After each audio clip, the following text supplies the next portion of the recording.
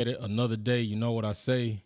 Good morning, good afternoon, good evening, depending on where you are. What's going on? Welcome to the Wolfpack Performance Podcast. I'm your host, Jay, home of the F1 Minute, livest Formula One talk show on the planet. So first, we want to go ahead and say this because I talked about it when it came down to us talking about Formula One, the Emilia GP, the relief and the people that have definitely been devastated by the natural disasters there, the flooding, and then they canceled the GP. And then I did another video talking to the point that Formula One should do a refund. And a lot of people were in the chat saying Formula One doesn't do business like that. And you were right by saying that. But it seems that now Formula One has definitely said that people that had purchased tickets to attend that GP now have the ability to claim a full refund or to transfer your tickets to the next race. So I will go ahead and give kudos to Formula One for doing that. It was the right thing, but we often see they don't do the right thing, right? They don't do it. And so this time they happen to do the right thing, and that is exactly what needed to be done. Those people needed that money back so that you could put it in a better place. Do not forget, we will be here this Sunday, 11 a.m. Eastern Standard Time, for the esports grudge race, the Wolfpack Epic Grudge Racing Series. All proceeds collected during that live event will then be accumulated, and then I will go ahead and either bank transfer them or utilize their app if able and send the money over there for relief. So that is something that we'll be doing. That'll be our first thing that we do this year, which is very important, right? It's very important. So being on that, let's go ahead and get into some sauce. All right, we're gonna be talking about Alfa Romeo. We're gonna talk about Bottas, Valtteri. The boat has sailed, and how I can't really say I'm disappointed. I can say that I'm not excited, nor did I expect much more than what I'm already seeing, and I kind of hate it for Valtteri in that sense. Now, I know I was heavily critical of Valtteri toward the end of his days at Mercedes, and rightfully so in my own opinion. I felt that Valtteri kind of was lack. He could have done more when he didn't. He left the back door open, and as my bro Nash said, he let people come in. You go away for 2 weeks, and he leave the door open, and people just come in and take all of your stuff. Valtteri did a horrible job at defending. If you compare him to Perez, the Minister of Defense, in that way, and also with a superior and very confident team of Mercedes. And so I criticize Valtteri for that, for being a lack teammate. But on the flip side, there were definitely some things that were working underneath, not only him personally and mentally, but with the team. Valtteri wanted a longer-term deal. That is what he wanted. He wanted a longer-term deal. I can't be mad at him for wanting that. All right, I can't be mad at Valtteri for wanting a longer-term deal. Although something can be said that there's a reason why Mercedes wouldn't give Valtteri that long-term deal, and I think it makes a lot of sense, okay? Valtteri, you can't have two succession plans, all right? Mercedes didn't have a succession plan at that point in time. It wasn't like Lewis Hamilton was going to fall off the cliff, Valtteri was going to hit some exponential growth in racecraft, and then all of a sudden they had a new number one driver in the current pairing that they had. That was not going to happen, all right? Valtteri definitely, out of the two of Lewis Hamilton, I mean, Lewis Hamilton is the best in Formula One history, and that is a tall order for Valtteri to work against and or be a teammate for. But it makes a lot of sense, although I understand why Valtteri didn't care for his one-and-ones, because you want a commitment from a team that you're giving so much commitment to. You want them to commit to you. You want them to give you just due. You want them to fully accept you. I don't blame Valtteri for that. I don't. I do not. But looking at the ingredients, Mercedes were just doing the best that they could to minimize being in a situation where they couldn't take advantage of one if it ever came up with a new driver, with a future driver that would be a succession plan via Lewis Hamilton leaving. That is what they had to look for. All right. That is what they needed to look for. And Valtteri was not that. He was not going to be that. Okay. So also Valtteri said he wants to be that guy. Valtteri said he wanted to be that guy. Okay. Now he also felt that maybe his input or his abilities might have been being dampened because maybe he wasn't giving as much of the stage as Lewis Hamilton was, but that's rightfully so, Valtteri. I mean, Lewis Hamilton, back-to-back champion. Of course, you having fallen in a number 2 driver role, not saying that you can't be the number 1, but by performance and by outcome and by accomplishments, you fell in that number 2 role. And it was a good role. I mean, if you look at Valtteri's role at number 2, I mean, it rivals most number 1 drivers in other teams on the grid. Like, if you take Valtteri's performance and his accomplishments at Mercedes, you can put him probably in 6, 7 other teams, and he's the number 1 driver there with the accomplishments that he was. So he was like a 1B driver at Mercedes. Lewis Hamilton definitely 1A++. Valtteri 1B. Okay. He did you don't get constructor championships without 2 drivers doing their best and performing on the track. And Valtteri did that. His accomplishment really lies with Mercedes having constructor championships back to back to back because of his efforts, because of his ability, and because of what he did on the track. Lewis Hamilton can't do that alone. Lewis Hamilton can't bring constructor championships to a team just by itself if Valtteri was consistently racking up 20, 19, 18 Williams Haas level finishes. Mercedes is not getting World Constructor Championships to that magnitude. So Valtteri's accomplishments, although not arriving in the driver championships he would like to receive, Constructor Championships speak in volume for what he contributed at Mercedes. And I fully believe that. I do believe that. So now, Sauber Alfa Romeo steak, which sounds like a dinner plate, Alfa Romeo steak. Sounds pretty good. Like, I might think about Longhorns or maybe even the steak market post this because that kind of got me hungry. But Valtteri moves on to greener pastures, so-called, or to a different area. Cool. Because he wants to be that guy. And I just got to say, you can be that guy on a team, but still not be that guy in the grand scheme of things. Just because you're number 1 on a team, Alfa Romeo, AlphaTauri, Alpine, it still doesn't make you that dude inevitably on the grid. But Valtteri is saying that I wanted to be somewhere where I was looked at when I walked in the building as the number 1 driver. That when I came into the meetings, they were looking to me for my perspectives, my takes, my information, my feedback as the number 1 driver. Well, you got that, but you have less than what you had being the number 2 driver at Mercedes.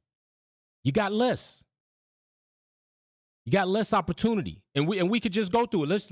Let's go ahead and just go through some of this. You got less opportunity. So look, World Driving Championship point standings. Okay, as it sits right there. Now we talk about 2022. Valtteri is not with the team any longer. He's with Alfa Romeo. Okay, at that time it wasn't Stake. I forget who the main sponsor was at that time, but it wasn't Stake. It was somebody else. I'll probably remember when I get off this live, but definitely more consistent than Haas with their main sponsors. That's another story. But 2022, Valtteri, being his own guy at Alfa Romeo, 10th in the driver championship standings, and only 49 points. 49 points. Now, people, do not let these numbers that I am comparing, because I'm only comparing this because people seem to say that Lewis Hamilton was nothing without Valtteri. Lewis Hamilton wasn't anything. Valtteri could outperform Lewis Hamilton in this. It's almost the same argument as you would like to make for Perez and Max.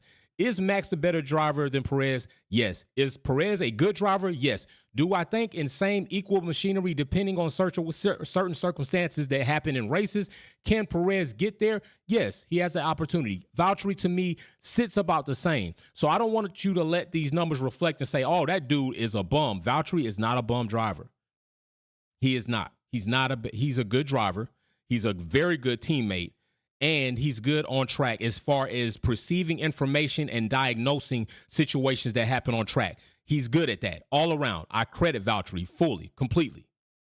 But still, in comparison to when he left, look at what he has to show for it. 10th in the driver's championship point, 49 points. Look at what he currently has to show for it right now in 2023, 13th with 4 points. Guaranteed, if Valtteri is with Mercedes right now, 4 points would not be where he would be. We can clearly, obviously see that with Lewis Hamilton's stats right there.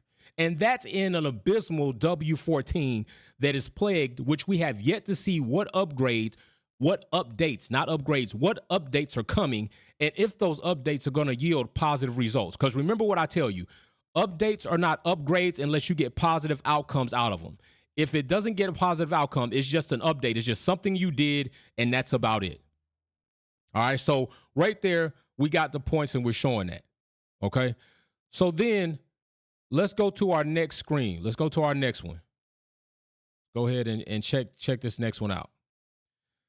Let's just look at, we have our buddies piss match, all right, in 2023, round for round.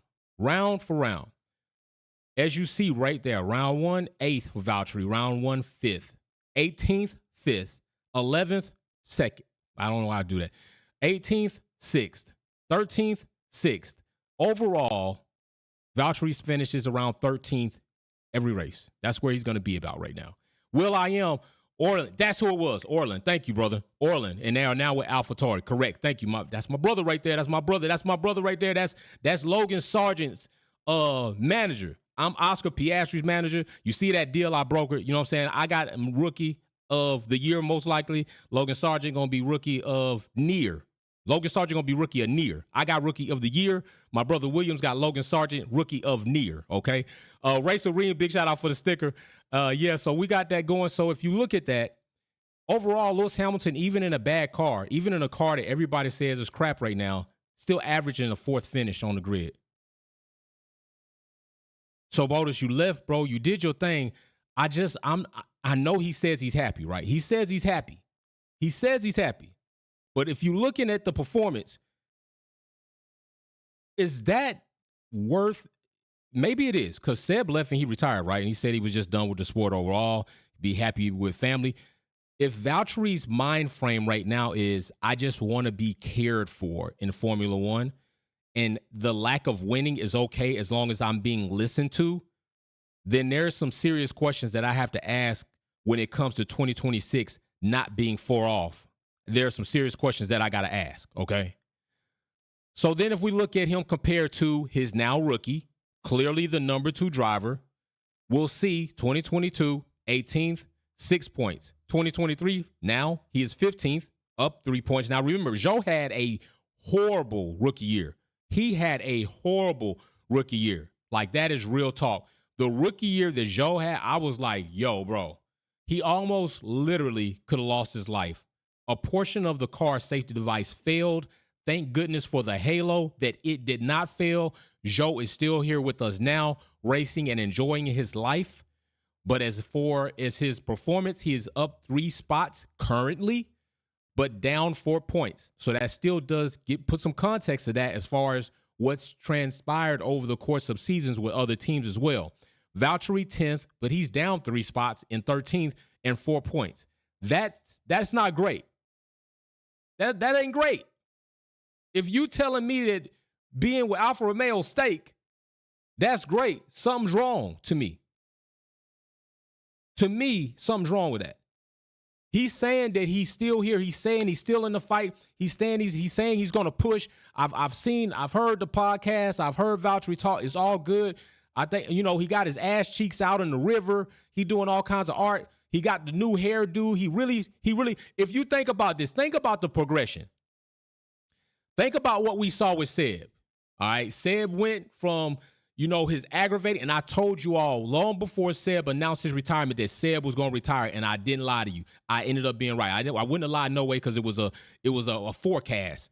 But just think about the progression that you saw with Seb. From Seb to uprising to aggravation, and then from there, the hair, the beard, the sweatband. Valtteri is not doing anything too different. It might be subtle wrinkles, but it's not too different. I want to be heard.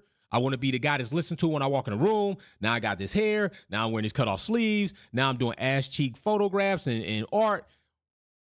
Valtteri, to me, is worried more about self-being than competing.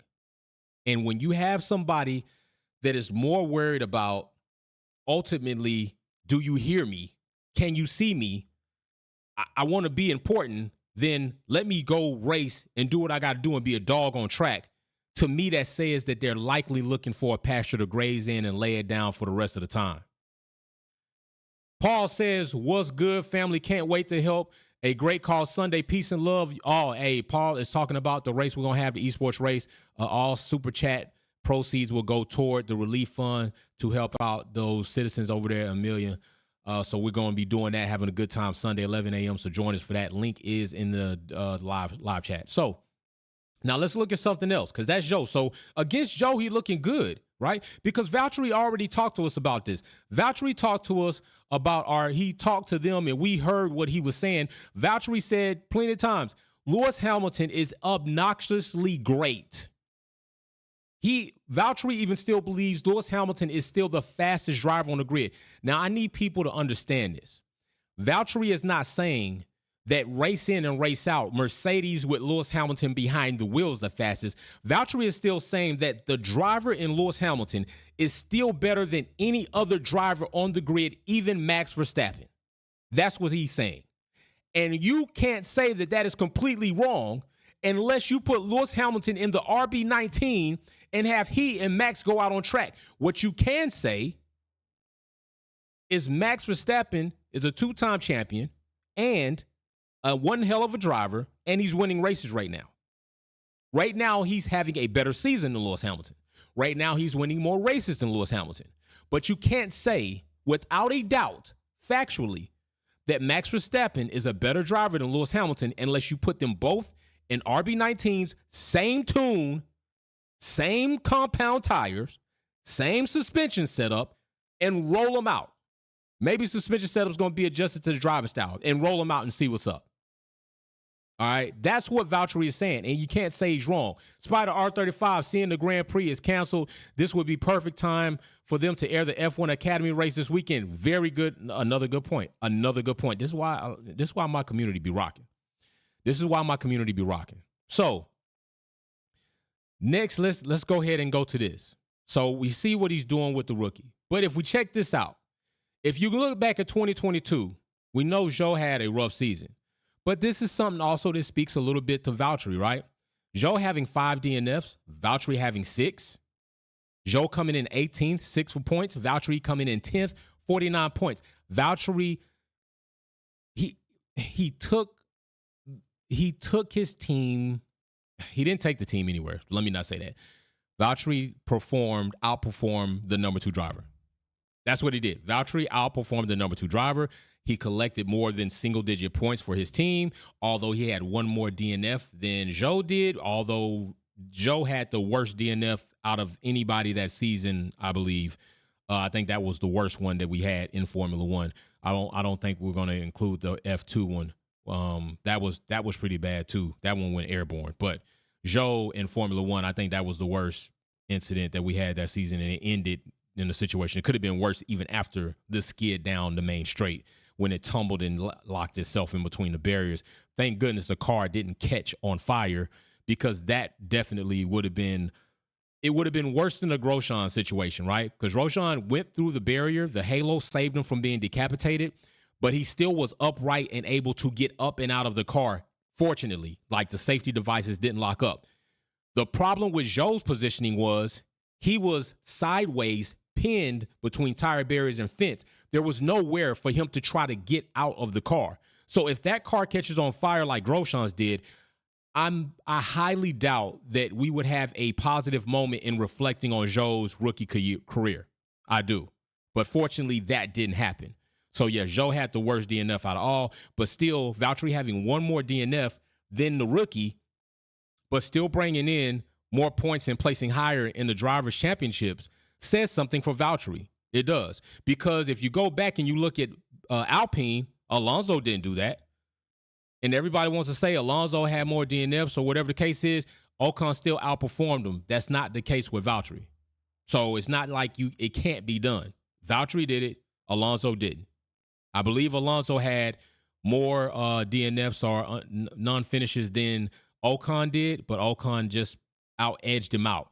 But if you look here, Valtteri definitely edged Joe out by a considerable amount from 18th to 10th. But also keep in mind, Joe was also plagued with hell of reliability issues, as well as, Alfa Romeo, Haas, any Ferrari team that had their power unit went through that. So that is something else to think about.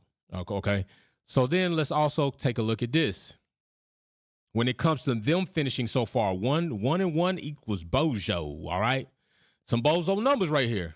Okay, this is what Alfa Romeo, this is what Valtteri doing. This is what he's doing. This is where it is. Okay, well, I'm gonna bring this up to a sum up in a minute, but this is where it is. I mean, we still talking about 9th, we still talking about 8th, 16th, 18th, 13th, 11th, 9th. I mean, on average, he's not finishing out way above his number 2 driver in the team. 13.6 is his average, 14.8 is Joe's average. I take the DNF and just make it a 20, last car on the grid is what I do with that, because if you make it a 0, that's basically better, right? Because the numbers get lower as you're doing better as far as your placement. So if you do 0, that's not going to help you. So just a straight 20, try to put a little bit more realistic catch in there. But 14.8 to 13.6 is the average on where these 2 drivers are finishing. Valtteri just barely edging Joe out there as the number 1 driver. So 1 + 2 equals Bojo. So we'll see what happens with that. And then greener pastures. All right, greener pastures. This is what Valtteri said he was going to. This is where he said he wanted to do. This is what he said he wanted for himself. Valtteri 2017 to 2021 rarely would finish under third. Under third, which is why I say I heavily credit him for assisting with the Constructor Championships. His lowest position was 2018 throughout that time, 5th. Alfa Romeo, he starts off 10th, and currently he's 13th. And I'm not too sure that he's going to be much better than that by the end of the season. I'm not. Alfa Romeo has been oddly silent for Formula One. They've been oddly dismissed for Formula One. Valtteri's performance has not been anything to woo or gander at. Joe's performance as a rookie, he's coming up on a year and season where people are not going to give him the rookie discount anymore. The Sauber chassis is about to belong to Audi. My big question is, does Audi want to begin their Formula One stint with Valtteri? That's what my question is. That is what I would like to know. That is what I'm going to poll and ask you. I'm going to ask you that question right now.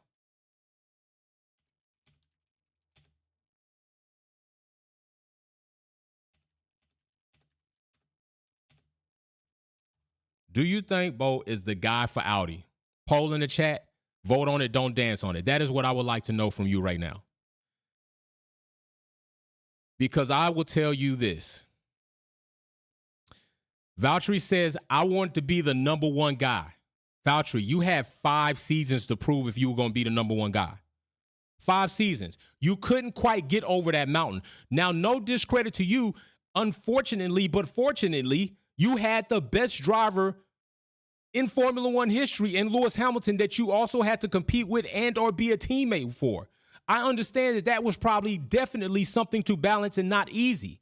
But the point is, you still have 5 seasons to prove, did you have the legs, ability, hand, strength, arm power to get over that mountain and become and shine as Mercedes' number 1 star? No, you didn't. You didn't.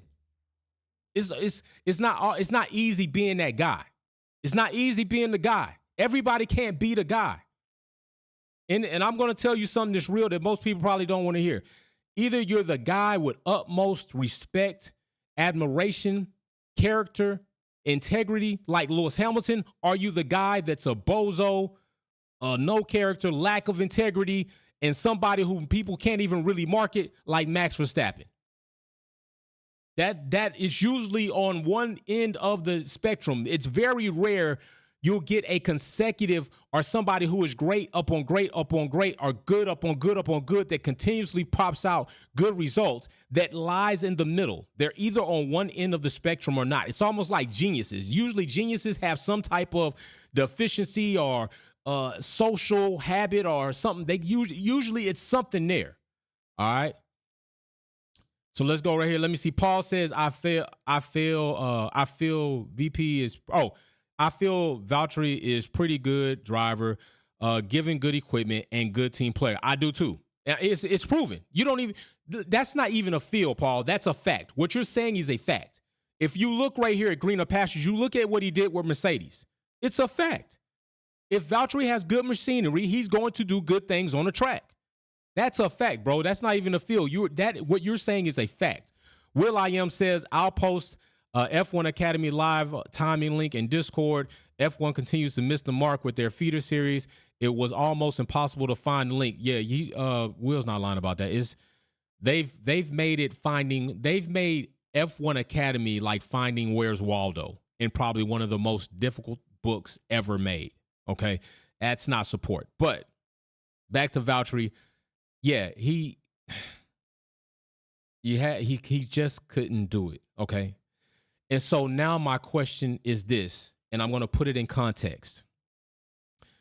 Valtteri wants to be happy, and he says he's happy now. He says he's happy with Alfa Romeo, with what they're giving him, with his placement there, with his ability to speak and be heard, with his ability to put input into the development of the car and make it into something that he is part of.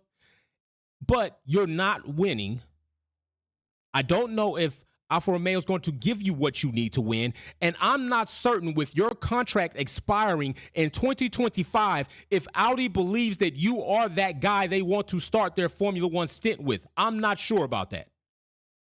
Zhou might be more safe than you because he's younger and he's a number 2 and they can look for a number 1. And who knows who's going to be up for grabs when that season comes. I can tell you right now that the way things look on paper and on standings, if Perez is available, you don't think they're taking him? That's if Perez. If Lando's available, you don't think they're taking him? Hell, I'm not going to even front with you right now, Valtteri. If Alonso is still available, you don't think they're taking him? I mean, I don't think Audi are going to come in and retain Valtteri much longer. And even if they do come in and say, we're going to keep him around, I think Valtteri finds himself back in the same one-on-one position with contracts like he was with Mercedes. We're going to give you 1 year. We're going to give you a 1 year. We're going to renew your 1 year because they're consistently going to be keeping their options open, okay? They're going to come in. They're going to want to hit the grid running. They're not going to want to lock into you long-term. If anybody gets a longer-term deal, it might be Zhou. And honestly, I don't even think he gets one unless he starts really performing well.